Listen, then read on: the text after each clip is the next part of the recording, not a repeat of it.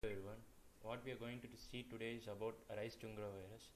The symptom of rice tungro virus is as follows. It shows stunting symptoms and reduced chillering.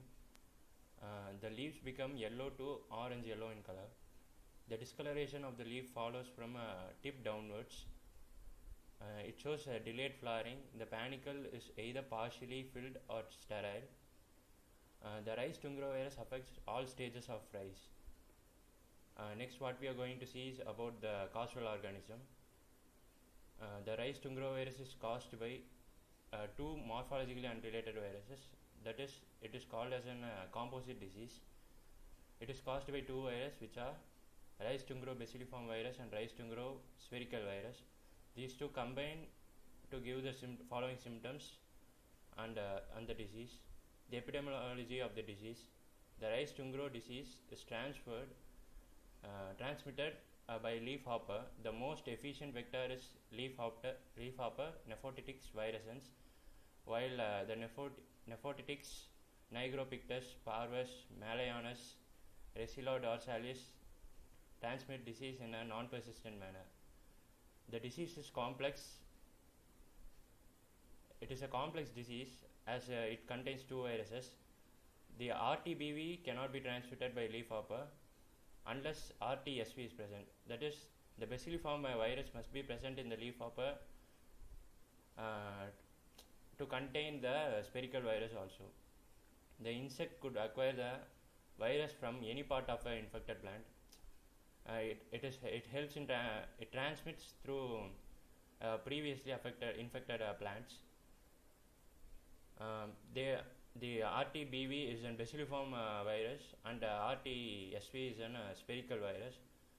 These two type of virus particles are associated with the disease.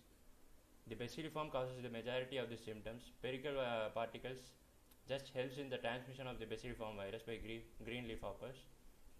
If the bacilliform virus particles are around present in the plant, they cannot be transmitted by the leafhopper vector. The mode of spread, it is a vector-borne disease, mainly leafhopper Nephotitix virusans. The primary source of tungro includes the stubbles of the previous crops, which are infected by the disease. Diagnosis: this disease can be diagnosed by 5 different techniques.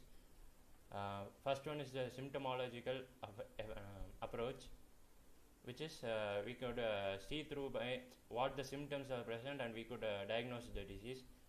And the other one is iodine test, in which we could collect a leaf sample and it is immersed in a 2 gram of iodine solution or a 6 gram of potassium iodide solution into 100 ml of water for 15 minutes.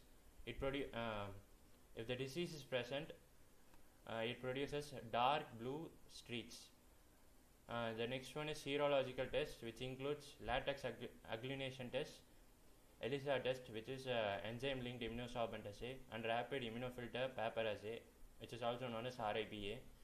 It can be also diagnosed through electron microscopic studies. Management of disease. The cultural management of disease is used. The main management technique is to provide resistant varieties like IR36, IR50, ADT37, Ponmani, Co5, Co48, etc. The planting of the resistant varieties of the tungro is the most economical means of management, as once the tungro disease is infected, it cannot be cured. Among the management practices, adjusting the date of planting is also recommended. Apply neem cake at 12.5 kg per 20 cent of nursery as a basal dose. Ploughing and removing the previous crop stubbles after harvest in order to eradicate tungro host. Destruction of weed is also recommended. Traps. Traps are used to control the leafhoppers, which serves as a vector. Live traps can be set up and it helps in control and monitor of the leafhopper. Chemical methods. The leaf yellowing, the symptom can be alone minimized by spraying 2% of urea with mancozeb at 2.5 gram per liter of water. Instead of urea foliar spray, we can also use potassium nitrate at 1%, which impacts resistance to the green leafhopper infestation. To reduce the green leafhopper infestation, insecticides can be sprayed twice at 15 and 30 days after transplantation. Thank you.